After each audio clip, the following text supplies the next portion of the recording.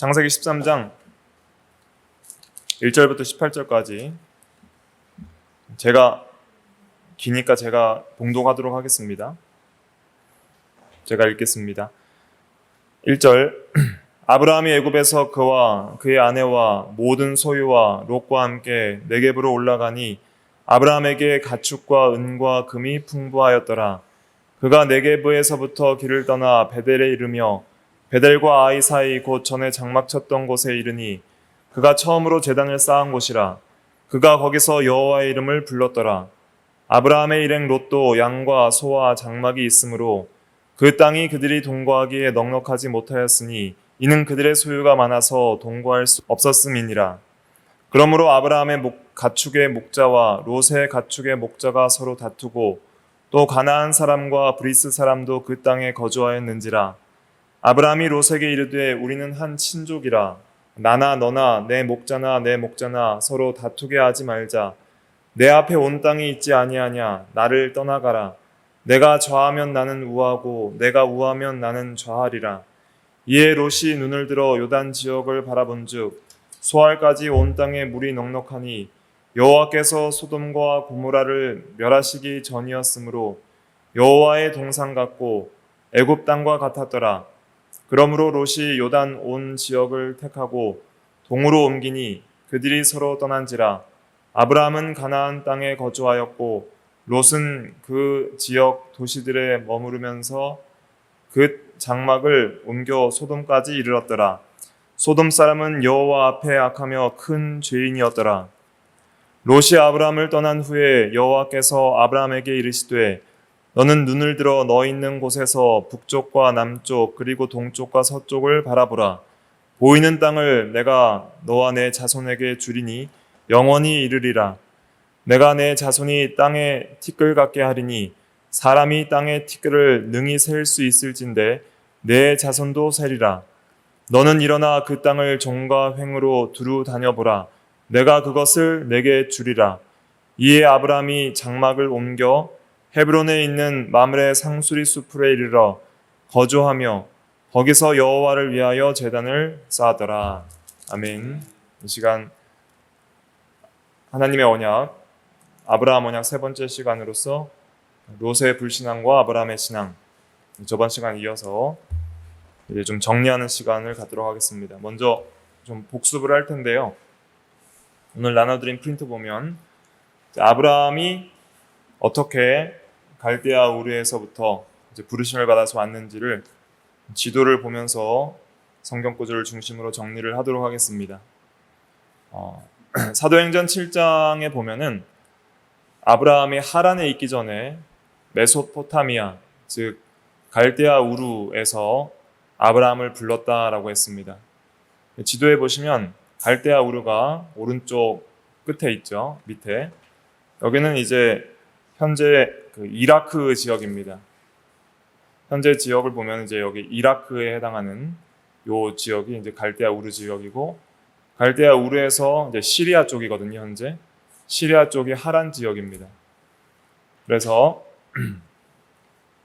우르에서 떠나서 이 하란으로 오게 되죠. 하란에서 한동안 머무릅니다. 사도행전 7장 4절에도 보면은 이 하란에 있기 전에 그랬으니까 하란으로 오게 되거든요. 그래서 4절에 보면은 갈대아 사람의 땅을 떠나 하란에 거하다가 그의 아버지가 죽음에 하나님이 그를 거기서 지금 사는 이 땅으로 옮기셨느니라 그랬죠. 그래서 창세기 12장 전에 11장에 보면은 31절 한번 같이 읽어볼까요? 시작.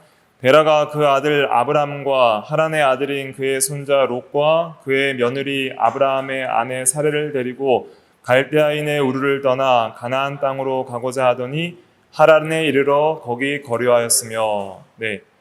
그래서 이 데라가 데리고 갔다 그랬는데 사실은 아브라함이 하나님의 부르심을 받고 이제 데라를 설득해서 떠나게 되는 것입니다. 근데 아브라함의 아버지가 데라니까 데라를 중심으로 표현을 한 것이죠. 처음에 갈대아 우르를 떠날 때 이제 출발했던 가족들은 데라와 아브라함과 롯과 사레, 아브라함의 아내 사레 이렇게 네 명이 떠나고 뭐 종들도 있었겠죠. 그 갈대아 우르를 떠나서 가나안 땅으로 가고자 하더니 하란에 이르러 거기에 거류하였다 그랬습니다. 하란에서 한동안 산 거예요. 끝까지 말씀대로 가지 못하고 한동안 이제 말씀대로 그대로 믿고 순종하지 못하고 일정 기간 진리를 불신앙하면서 세월을 허송세월을 했습니다. 하란에서 오랫동안 머물 때 다시 하나님께서 부르셨다고 생각할 수가 있는 것이죠. 그래서 하나님이 또 부르셨고 이제 12장에 보면은 요약적으로 설명을 하는 거예요. 갈대아 우르에서부터 또 하란에 있을 때도 부르시는 것까지 합쳐서 이제 12장에서 하나님이 다시 또 부르시고 그리고 이제 부름을 받아서 이제 4절에 보니까 12장 4절에 하란을 떠날 때 아브라함이 75세고 하란에서 떠날 때는 데라는 죽고 그 다음에 롯과 함께 사레와 이제 떠나게 되는 것이죠. 그 하란에서 많은 소유들을 얻고 사람들도 많이 얻어서 이제 가나안 땅으로 마침내 들어가게 되었습니다. 가나안 땅에 들어가서 아브라함이 이제 계속 이동을 하는데 처음에는 이제 세겜 땅에 살았죠. 그러다가 이제 베델 동쪽 산으로 옮깁니다. 12장 8절에 보면은 베델 동쪽 산으로 옮겨서 장막을 쳤다 그랬는데 한번 지도를 볼까요? 지도에 보면은 2페이지 가나안 땅으로 이제 내려와서 쭉 내려가다 보시면 여기 이제 베델이라는 곳이 있거든요. 아이 옆에 그 베델 동쪽 산이에요. 여기 보면은 요 쭉 이렇게 그 갈색 굵은 갈색 진한 곳들이 전부 산 꼭대기거든요. 그래서 이제 베델과 아이 사이에 요 지역에 이제 거주를 했던 것입니다. 그 지역에 거주하다가 점점 이제 남방으로 내려갔다 그랬어요. 그러다가 이제 애굽으로 내려가게 됩니다. 그래서 애굽은 이제 남방으로 쭉 내려가면 네게브라는 곳이 있고 그 길을 쭉 따라서 이제 이 이집트가 애굽인데 애굽까지 내려가게 됩니다. 그게 이제 12장까지의 내용이었고 이제 13장에 보면은 1절부터 보면 이제 롯과 아내가 이제 애굽에서 얻은 소유를 다 이끌고 다시 이집트에서 가나안 땅으로 돌아오죠. 가나안 땅으로 돌아올 때에 네게브 쪽으로 왔다가 그 다음에 처음 이제 제단을 쌓고 여호와 이름을 부른 이제 베델 하나님의 집이라는 뜻인데 이 베델로 올라오게 됩니다. 이때 이제 아브라함과 롯의 목자들의 소유들이 많아지게 되죠. 이 페이지에 보면은 아브라함과 롯의 목자가 이제 다투는 내용이 13장 5절부터 7절에 기록이 되어 있습니다. 애굽에서 많은 소유들을 이끌고 이제 올라왔을 때에 그 땅이 베델 쪽은 이제 산지 쪽이거든요. 넓은 평지가 아니라 산이 많은 곳이기 때문에 함께 가축들을 치기에 넉넉하지 못한 땅이었습니다. 6절에도 보면은 그 땅이 그들이 동거하기에 넉넉하지 못하였으니 이는 그들의 소유가 많아서 동거할 수 없었음이니라 그랬습니다. 처음에 애굽으로 떠날 때에는 기근으로 인해서 시험이 들어와서 애굽으로 떠났는데 이제 돌아오고 나니까 이제 부요함으로 인해서 시험이 들어왔습니다. 양들을 치고 먹이기에 넉넉하지 못하니까 이제 목양지와 또 물을 얻기 위해서 롯의 목자들과 또 아브라함의 목자들이 서로 다투게 되었습니다. 시험은 이렇게 여러 가지 방식으로 들어온다는 것을 우리는 기억을 해야 됩니다. 중요한 것은 시험을 믿음으로 잘 이기는 것이 중요한 것이죠. 시험은 항상 있습니다. 우리가 주기도문에도 시험이 없게 해달라고 기도하지 말고 시험에 들지 않게 해달라고 기도하라 그랬잖아요. 시험은 항상 있지만 들지 않는 게 중요합니다. 즉 시험은 다 지나갑니다. 어느 때나 시험이 오지만 그 시험의 때는 다 지나가요. 중요한 것은 믿음으로 합격으로 통과했느냐가 중요한 것이죠. 아브라함은 기근의 때에는 시험에 실패했지만은 그러나 이 부유한 때에는 하나님의 말씀과 또 하나님의 섭리와 인도와 보호를 믿고 이번 시험은 믿음으로 또 승리하게 됩니다. 아브라함이 이제 먼저 땅을 선택할 수 있는 기회를 롯에게 양보를 하게 되죠. 우리 13장 8절 9절 같이 다시 읽어볼게요. 시작. 아브라함이 롯에게 이르되 우리는 한 친족이라 나나 너나 내 목자나 내 목자나 서로 다투게 하지 말자. 내 앞에 온 땅이 있지 아니하냐. 나를 떠나가라. 내가 좌하면 나는 우하고 내가 우하면 나는 좌하리라. 네. 아브라함이 먼저 좋은 땅을 양보했습니다. 어떻게 이렇게 양보할 수 있었을까? 아브라함은 연장자고 이제 지도자로서 거주할 땅을 선택할 우선권이 있었지만은 믿음으로 양보한 거예요. 그리고 하나님이 함께 하시고 또 하나님께서 인도하실 것을 믿고 주권과 섭리를 믿는 신앙으로 양보했습니다. 전에 애굽으로 내려갔을 때는 자기 생각대로 자기의 유익을 위해서 땅을 선택하다가 큰 실패를 경험했잖아요. 그러니까 이제는 인생의 문제, 또 장래의 문제를 하나님께 다 맡기고 이제 믿음으로 나아가기를 원했던 것이죠. 특별히 하나님께서 이 땅과 자손을 약속을 해주셨잖아요. 그렇기 때문에 이 언약의 말씀을 믿는 거예요. 하나님께서 땅을 주시겠다 약속하셨으니까 하나님이 반드시 내가 살 땅을 주시리라 믿었고, 또 이제 뒤에 살펴보지만은 아브라함은 장차 올 땅, 또 앞으로 들어갈 본향인 영원한 하나님의 나라, 미래적 하나님의 나라를 소망했기 때문에 현재적인 물질적 땅에 연연하지 않았던 것을 우리가 여기서 알 수 있습니다. 하나님께서 모든 것을 예비하실 것을 믿었고, 또 영원한 하나님의 나라, 그리고 앞으로 장차 도래할 새하늘과 새 땅을 바라보았기 때문에 이 세상의 것들을 가볍게 여긴 것이죠. 그래서 우리가 영원한 하나님의 나라에 대한 소망이 있으면 세상의 것들은 좀 가볍게 여길 수 있는 신앙으로 나아갈 수 있는 것입니다. 그렇게 먼저 아브라함이 땅을 양보했던 것은 좀 선한 마음으로 양보한 것이고, 또 하나님을 믿는 신앙으로 양보한 거예요. 영원한 하나님의 나라에 대한 소망을 가지고 이 나그네 길에서 세상의 것에 너무 연연하지 않고, 또 더 좋은 것을 양보하고자 하는 선한 마음으로 양보를 한 것이죠. 그래서 우리가 어떤 다툼이 있을 때 먼저 양보하는 사람이 이기는 겁니다. 어떤 물질 문제나 또 재산 문제 때문에 가족 간의 다툼, 또 성도 간의 다툼, 또 교회 간의 다툼, 또 세상적으로 어떤 다툼이 있을 때 우리가 그것이 합법적으로 우리가 손해를 볼 때에는 물론 여러 정부나 또 사법 체계를 통해서 보호를 받는 것은 지혜로운 것이죠. 그러나 우리가 이 다툼을 통하여 하나님의 영광을 가리고 나의 믿음에 손해가 있을 것 같은 그런 일들이 있을 때에는 양보하고 나가는 것이 믿음으로 하는 것이죠. 하나님께 모든 걸 맡기고 양보하고 나아가면 또 하나님께서 더 좋은 것으로 갚아주십니다. 나중에 이삭도 그랬거든요. 우물을 양보하고 나아가다 보니까 하나님께서 좋은 땅으로 인도해 주시게 됩니다. 아무튼 우리는 이 세상에서 하나님의 영광과 또 하나님을 믿는 신앙으로 나아가는 것을 더 귀하게 생각하는 것들이 필요합니다. 아브라함은 이렇게 믿음으로 양보하고 나아갔는데, 이 롯은 아브라함과 함께 가나안 땅에 거하며 또 양보한 아브라함에 대해서 고맙게 생각하면서 오히려 아브라함께 다시 양보하는 그런 신앙으로 나아가야 했는데, 롯은 세상을 사랑하는 마음과 탐심이 들어와서 이 기회를 얻어서 이제 세상으로 내려가게 됩니다.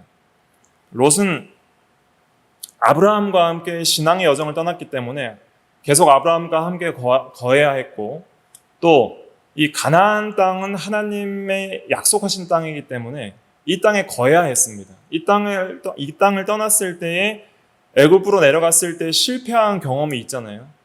그 경험을 통해서 배우지를 못한 거예요. 이 가나안 땅이 굉장히 중요한 땅인데, 이 땅이 왜 중요하냐면 이 땅은 약속의 땅이며 특별히 하나님의 이 통치와 임재를 상징하는 것입니다.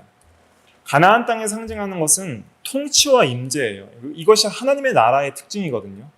하나님의 나라라는 것은 무엇이냐면 하나님이 왕으로서 통치하는 세계를 가리키고요. 그 다음에 하나님이 자기 백성과 함께하는 세계를 가리킵니다. 이 세상에 많은 땅이 있지만은 하나님께서 이 죄악된 세상 중에서 한 땅을 선택하시고 이 땅에 하나님의 백성들을 모으시고 그 땅에서 특별히 하나님께서 예배를 받으시고 그 땅을 다스리시고 또 그 땅에 하나님의 임재를 나타내실 것을 약속해 주신 땅이에요. 하나님이 선택한 백성들에게 하나님의 선택한 지역에서 하나님이 함께해 주시겠다고 약속한 땅이 가나안 땅입니다. 그렇기 때문에 가나안 땅을 떠난다는 것은 하나님의 임재를 떠나고 하나님의 통치를 떠나는 것과 같은 것이죠. 오늘날 우리가 예배의 자리를 떠나고 말씀의 인도와 성령의 인도를 떠나고 하나님을 마음으로부터 떠나는 모든 것이 가나안 땅을 떠나는 것이라 할 수가 있겠습니다. 롯은 하나님보다 물질을 선택하고 사랑하였습니다. 롯이 그래서 아브라함이 땅을 선택하라고 하니까 가나안 땅 중에 한 땅을 선택해서 좀 떨어져 살더라도 계속 하나님의 통치를 받으면서 살았어야 했는데 그는 가나안 땅을 떠나서 저 멀리 보기에 좋은 이 요단 지역을 바라본 것입니다. 요단 동편을 바라봤어요. 거기에는 소알 땅과 소돔과 고모라 땅이 있었던 것이죠. 3페이지로 넘어가셔서 그림을 보시면 이제 여기 저 위에 좀 희미한데 여기가 지금 이 산 위에 있잖아요. 이 빨간색 표시 제가 한데 이 지역이 이제 아브라함과 지금 롯이 사는 지역이라 생각하시면 돼요. 산이거든요. 산 위에서 이렇게 바라보면 이 바다가 무슨 바다일까요? 이 바다가 이제 사해예요. 사해. 그래서 밑에 옆에 보면 이제 이 사해잖아요. 그러니까 지금 아브라함이 어디에 있냐면 베델과 아이 사이에 지금 여기에 있어요. 여기에서 롯이 가나안 땅은 이렇게 딱 사해와 요단강 잘라서 이 서쪽 여기가 가나안이거든요. 여기 가나안 땅인데 여기서 가나안 땅을 바라보는 것이 아니라 요 사해 넘어서 여기를 바라본 거예요. 여기 소돔, 고모라, 소알 이쪽에. 그러니까 여기서 이쪽을 바라본 거예요. 이쪽을 바라보니까 좋아요, 안 좋아요? 너무 좋단 말이에요. 여기는 산밖에 없는데 여기 보니까 바다도 있고요. 그다음에 강들도 있고 여기는 여기는 평야가 있어요. 여기 쪽에는. 그래서 농사 짓기도 좋고 그리고 살기도 참 좋은 곳이에요. 여기는 산이에요. 산만 있고 그렇게 막 비옥한 땅도 없고 하기 때문에 별로 그렇게 살기가 그렇게 좋지 않은 땅인 것이죠. 그래서 여기 넘어서 여기 이제 소돔, 고모라, 소알 이쪽을 바라보니까 이곳이 하나님의 동산 에덴 같고 또 애굽 땅에서 누렸던 그 나일강에서 누렸던 그런 풍부한 곡창지대와 같이 너무 좋아 보였던 것이죠. 그래서 우리 창세기 13장 10절과 11절 같이 한번 읽어볼게요. 시작. 이에 롯이 눈을 들어 요단 지역을 바라본즉 소알까지 온 땅에 물이 넉넉하니 여호와께서 소돔과 고모라를 멸하시기 전이었으므로 여호와의 동산 같고 애굽 땅과 같았더라. 그러므로 롯이 요단 온 지역을 택하고 동으로 옮기니 그들이 서로 떠난지라. 네, 이제 동으로 옮겼다 그랬어요. 그래서 어떻게 옮겼는지는 잘 모르지만 경로를 아마도 이제 여기가 지금 요단강이 어디냐면 이쪽 부분이 이제 요단강이에요. 여기. 그러니까 이제 이 베델과 아이 사이에서 동으로 옮겼다 그랬으니까 이쪽이 동이거든요. 요단강 쪽으로 와서 이렇게 쭉 소돔까지 이제 내려온 것 같아요. 동쪽으로 가서.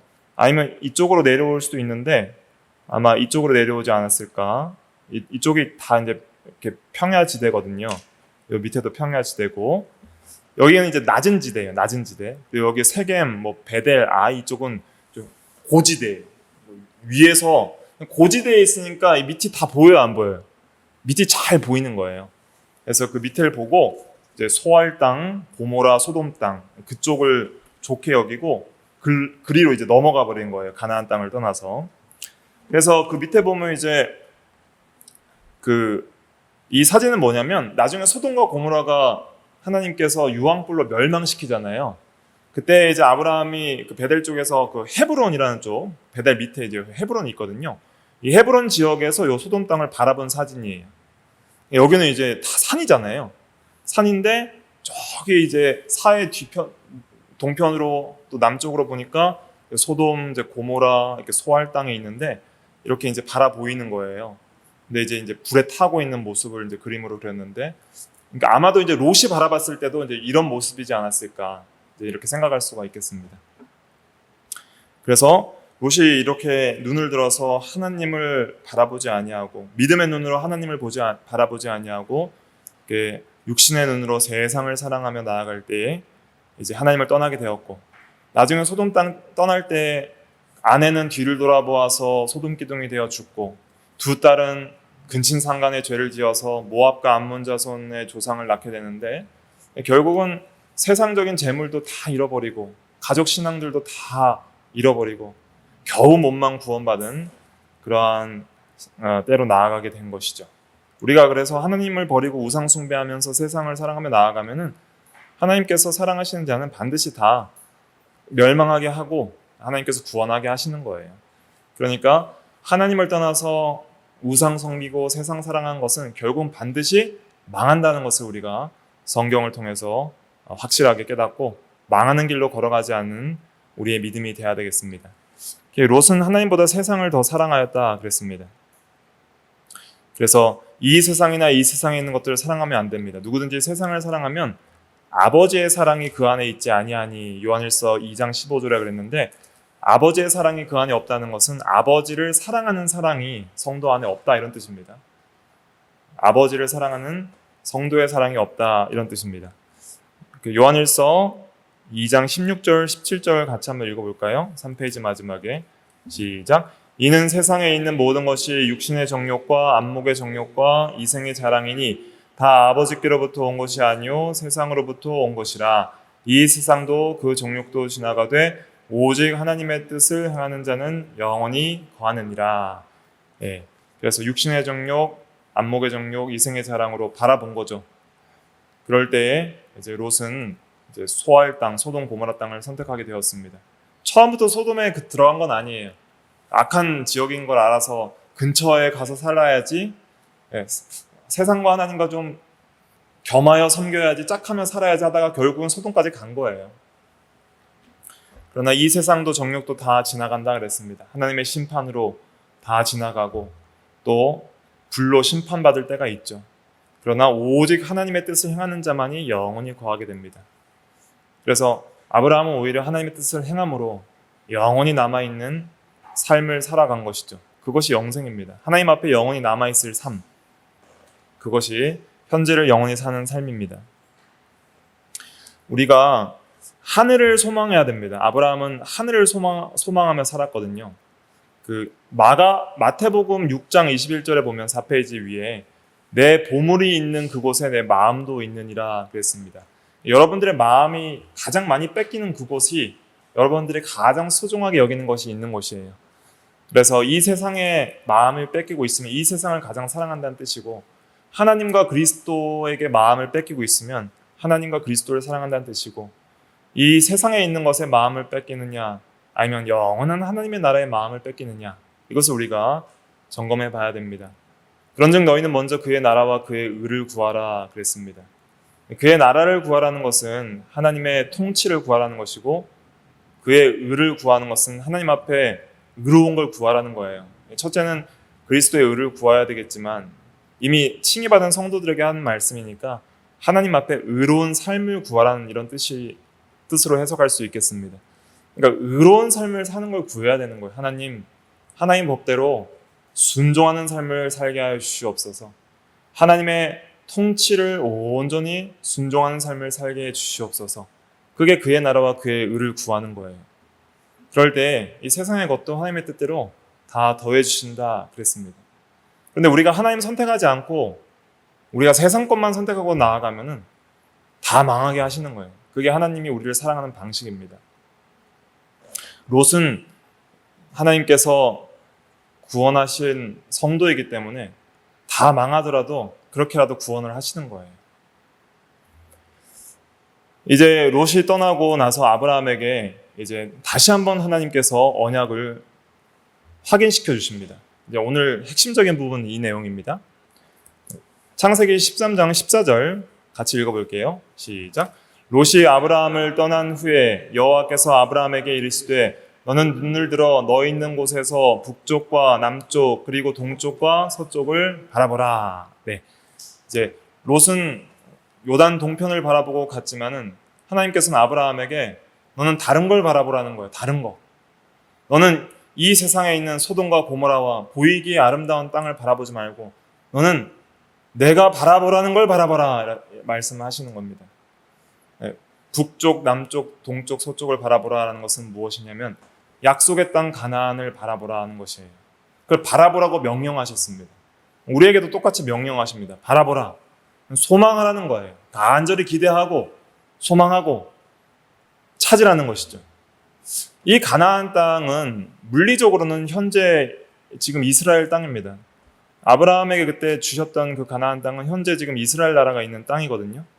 이스라엘 나라가 있고 이제 가자 지구나 뭐 서한 지구 이런 데는 이제 팔레스타인 사람들이 함께 살면서 이제 분쟁 지역으로 남아 있는 곳이죠. 자주 이제 전쟁이 소규모로 일어날 때가 많이 있잖아요. 이 물리적인 땅을 일단은 바라보라고 하신 거예요. 그러나 이 가나안 땅은 이제 상징적으로 예표하는 것이 있습니다. 이것이 중요한데 이 가나안 땅은 영적으로 하나님의 통치와 임재를 상징한다고 할 수 있습니다. 하나님의 나라를 상징하는 것인데 그것은 하나님의 통치와 임재가 있는 것을 상징하는 것이죠. 영적인 것입니다. 그래서 현재적으로 우리도 하나님의 통치와 임재가 있는 그러한 하나님의 나라를 이제 믿음으로 들어가서 또 믿음으로 순종함으로 그 하나님의 나라를 맛보고 경험할 수 있게 되는 거예요. 그러나 이 가나안 땅은 미래적으로는 장차 주님 재림하시면 부활한 성도들이 영원히 거할 이 새하늘과 새 땅을 예표합니다. 이걸 바라보라는 거예요.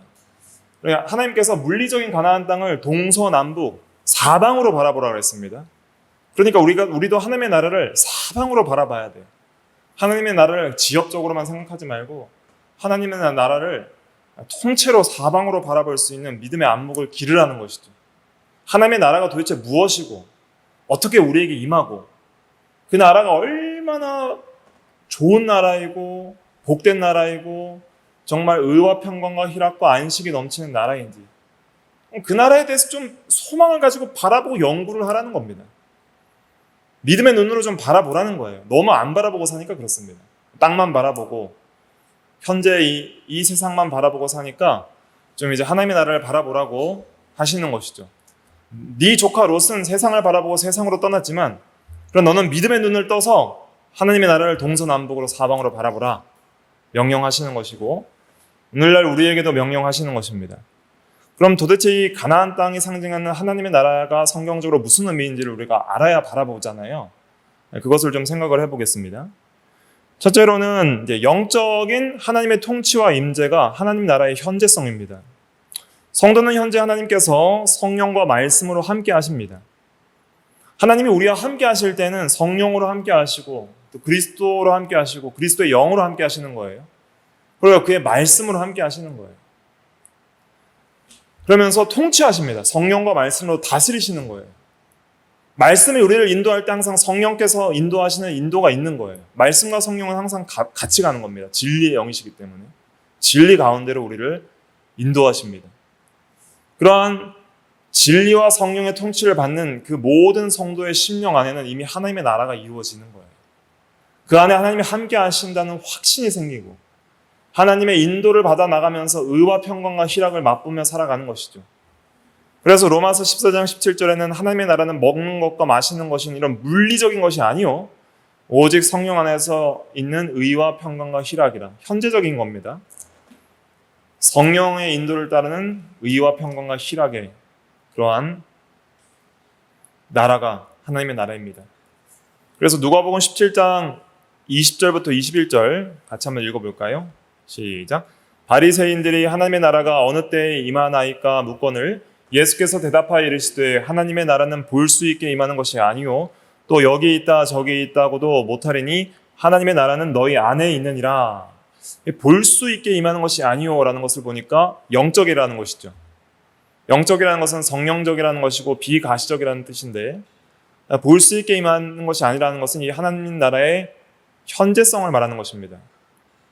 미래적 하나님의 나라는 볼 수 있을까요, 없을까요? 볼 수 있죠. 우리 육신의 눈으로, 부활한 눈으로 예수님의 육체도 볼 것이고, 새 하늘과 새 땅이 임하면 이 보이는 하늘과 땅도 새롭게 될 것입니다. 그러나 우리가 현재적으로 경험하는 것은 보이지 않는 거예요. 우리가 현재적으로 우리가 하나님의 나라, 초막이나 궁궐이나 내주에서 모신 것이 그 어디 있는 하나님의 나라라는 그러한 신앙 고백으로 찬양을 할 때에도 그 나라는 보이지 않는 곳이죠. 우리 안에 있는 겁니다. 성령과 말씀으로 현재 내가 있는 그곳에서 하나님의 통치를 받는 모든 성도의 심령 가운데 임하는 나라가 바로 현재적 하나님의 나라입니다. 이 나라를 우리가 풍성히 누려가며 이 나라 안에서 영원한 하나님의 나라, 미래적 하나님의 나라를 사모하면서 살아가야 되는 것이죠. 그 다음에 미래적 하나님의 나라가 있습니다. 새 하늘과 새 땅이라 할 수 있는데, 이것은 이제 주님 재림하시면 이 말, 보이는 세계와 보이지 않는 세계가 통합된 나라고요. 먼저는 우리가 성도가 육신이 죽으면 천국에 간다 그러죠. 그 장소적인 보이지 않는 하나님의 나라가 있습니다. 온전하게 된 의인들의 영이 거하는 보이지 않는 하나님의 나라가 있습니다.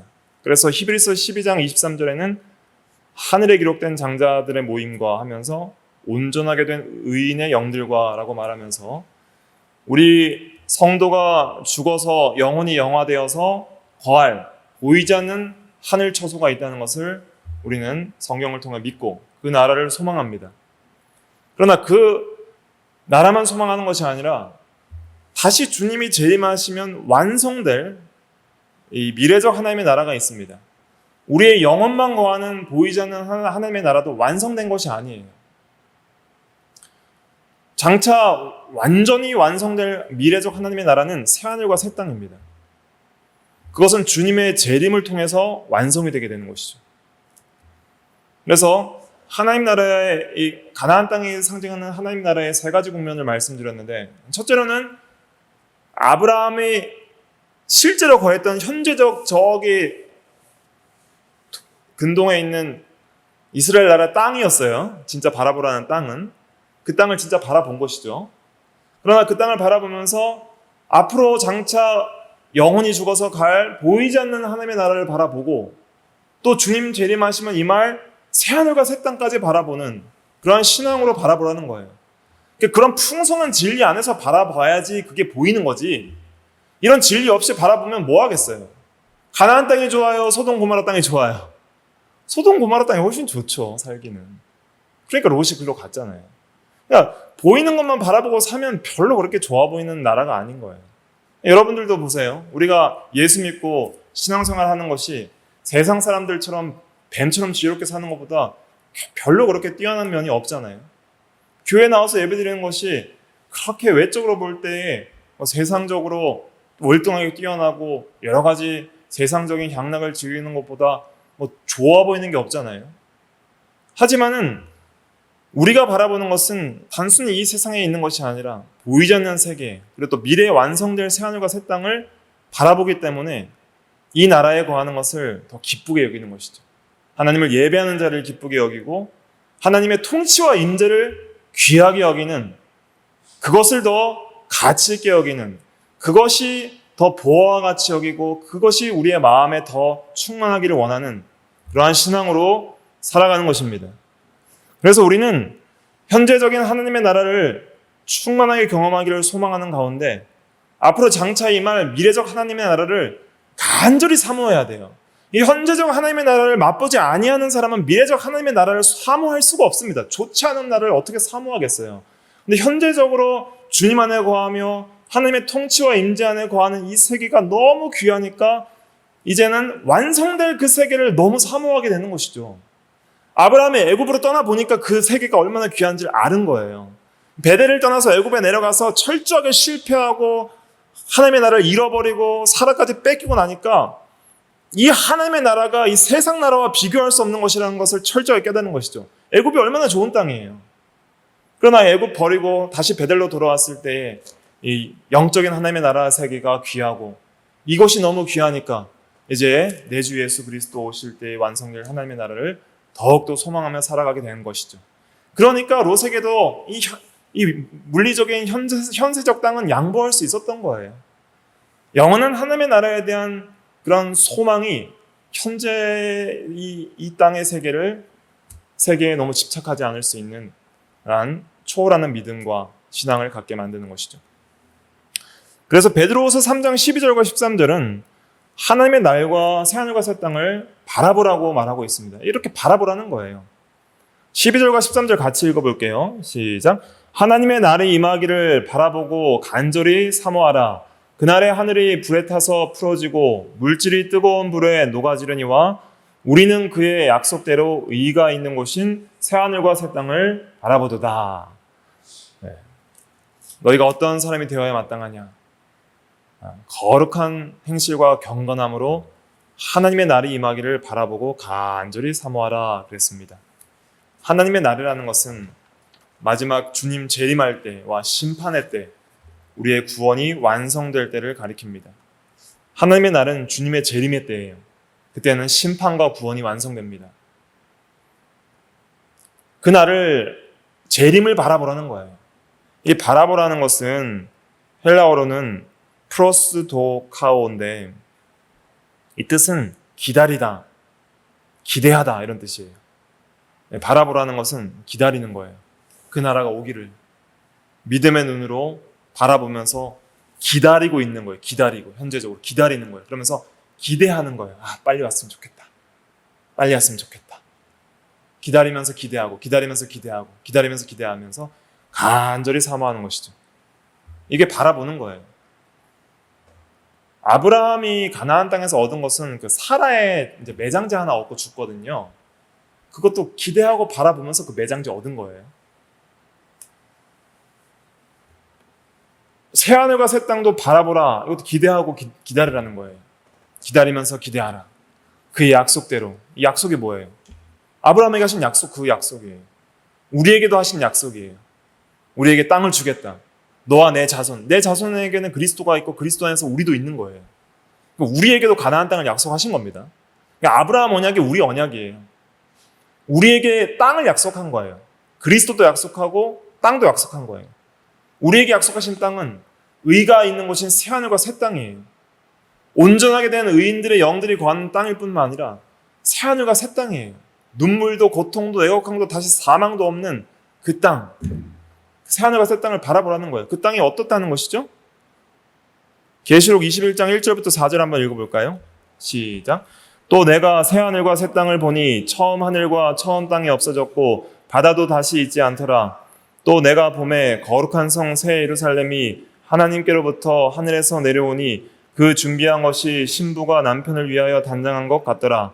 내가 들으니 보좌에서 큰 음성이 나서 이르되 보라 하나님의 장막이 사람들과 함께 있음에 하나님이 그들과 함께 계시리니 그들은 하나님의 백성이 되고 하나님은 친히 그들과 함께 계셔서 모든 눈물을 그 눈에서 닦아주시니 다시는 사망이 없고 애통하는 것이나 곡하는 것이나 아픈 것이 다시 있지 아니하리니 처음 것들이 다 지나갔음이러라.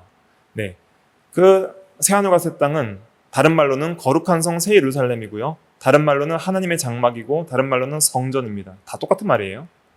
그래서 여러분들이 성경에서 성전, 거룩한 성 새 예루살렘, 새하늘과 새 땅 할 때 다 미래적 하나님의 나라를 상징하는 단어라고 생각하시면 됩니다. 여기서 하나님이 그들과 영원히 함께 계십니다. 하나님의 임재죠. 함께 계시는 임재예요. 그리고 다스리시는 거예요. 그러면서 위로하고 안식을 주세요. 모든 눈물을 닦아주시고, 여러분들 눈물 많이 흘리셨죠? 눈물 닦아주시고, 다시는 사망이 없도록 하시고, 애통하는 것이나 곡하는 것이나 아픈 것이 다시 있지 아니하리니. 처음 것들이 다 지나가고 이제 영원한 안식 세계에 들어가는 것입니다. 그것이 우리가 바라보는 땅이에요. 우리가 소망하는 새하늘과 새 땅입니다. 이 소망을 가질 때 우리는 이 세상에서 절대 낙심하지 않고 견고하게 살아갈 수 있는 것입니다. 새하늘과 새 땅, 거룩한 성 새 예루살렘, 하나님의 장막 성전은 모두 가나안 땅이 상징하는 것들입니다.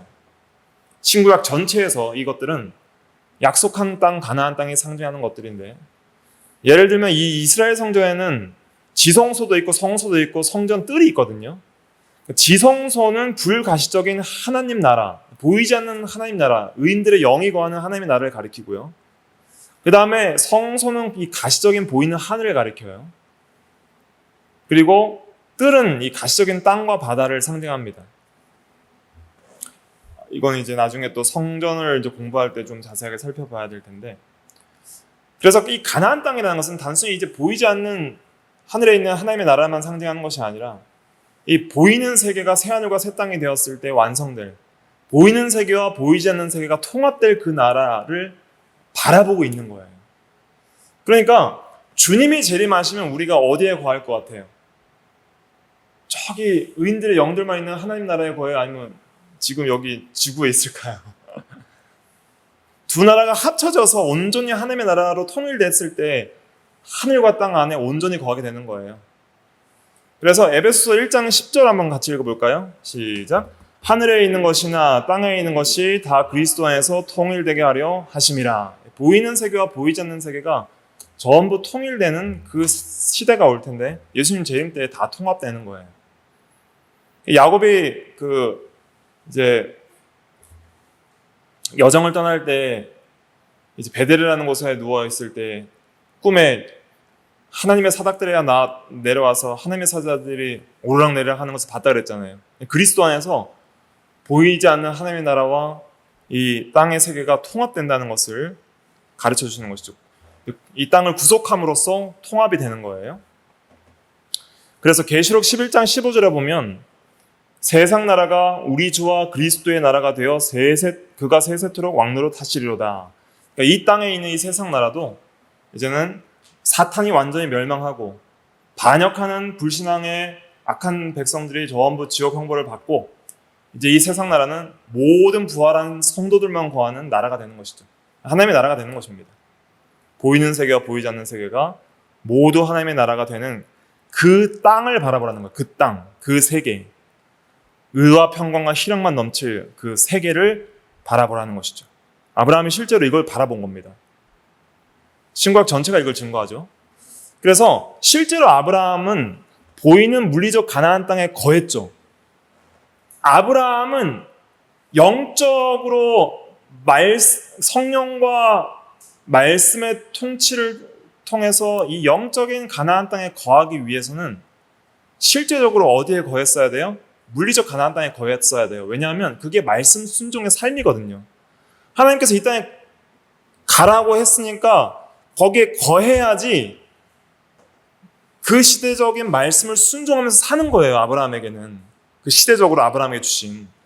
그러니까 아브라함이 실제로 그 물리적인 가나안 땅에 거할 때 그것이 말씀 순종의 삶이었고, 그 순종의 삶을 살 때 성령 안에서 의와 평강과 희락이 넘친 영적인 하나님의 나라를 맛보면서 살았던 거죠.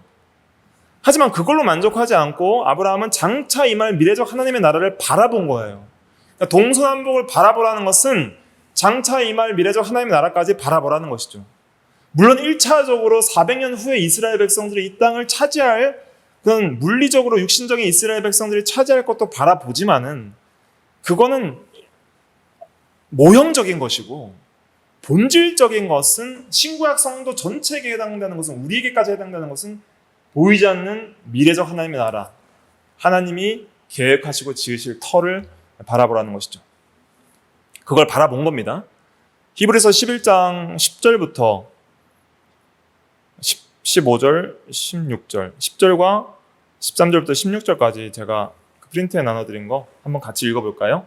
시작. 이는 그가 하나님이 계획하시고 지으실 터가 있는 성을 바랐습니다. 이 사람들은 다 믿음을 따라 죽었으며 약속을 받지 못하였으되 그것들을 멀리서 보고 환영하며 또 땅에서는 외국인과 나그네임을 증언하였으니 그들이 이같이 말하는 것은 자기들이 본향 찾는 자임을 나타냄이라. 그들이 나온 바 본향을 생각하였더라면 돌아갈 기회가 있었으려니와 그들이 이제는 더 나은 본향을 사모하니 곧 하늘에 있는 것이라.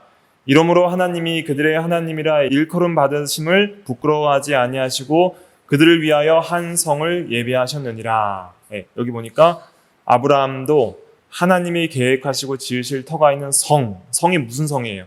새 예루살렘 성 바라본 거예요. 본향 찾는다 그랬잖아요. 이 본향, 영원한 새하늘과 새 땅이죠. 16절에 더 나은 본향을 사모하니 곧 하늘에 있는 것이라. 하늘에 있는 보이지 않는 하나님의 나라와 또 장차의 말 새하늘과 새 땅, 새 예루살렘 성, 하나님의 성전, 이걸 바라본 거예요. 이것을 바라보면서 히브리서 13장 14절에 6페이지 위에는 우리가 여기에 영구한 도성이 없으므로 장차 올 것을 찾나니 하면서 장차 올 하나님의 나라를 찾으면서 그렇게 살았던 것이죠. 그래서 우리도 이 현재적인 하나님의 나라의 말씀과 성령을 통하여 말씀을 순종함으로 거하면서 이 미래적 하나님의 나라를 소망하는 그러한 믿음으로 살아가야 됩니다. 이런 믿음으로 아브라함이 바라봤고 이제 순종함으로 하나님의 나라를 이제 확장시켜 나간 것입니다. 이제 나머지 다 해야 되는데 시간이 많이 가서 다음 시간에 하겠습니다. 이제 한번 집에 가서 읽어보시고요. 이제 아브라함이 이제 이 하나님의 나라를 점점 더 현재적으로 누려나가는 것, 이것은 이제 순종함으로써 그것을 누려나가며 바라보며 소망하며 살았던 것이죠. 그래서 이 아브라함의 언약의 두 가지 핵심적인 요소가 무엇과 무엇이냐면 자손과 땅이라 말씀드렸잖아요. 그래서 이 땅에 대한 언약은 이런 깊은 신구약 전체의 진리를 내포하고 있다 생각하시고, 그다음에 자손에 대한 언약도 한번 집에 가서 읽어보시고 또 예습해 오시면 또 도움이 되겠습니다. 이 아브라함 언약을 하면서 계속적으로 이걸 다루게 될 것입니다. 오늘 중요한 것은 이제 영원한 하나님의 나라를 소망하면서 현재적 하나님의 나라에 거하는 우리가 되자. 이 신앙으로 우리가 또 하루하루를 살아나가야 되겠습니다. 기도하겠습니다.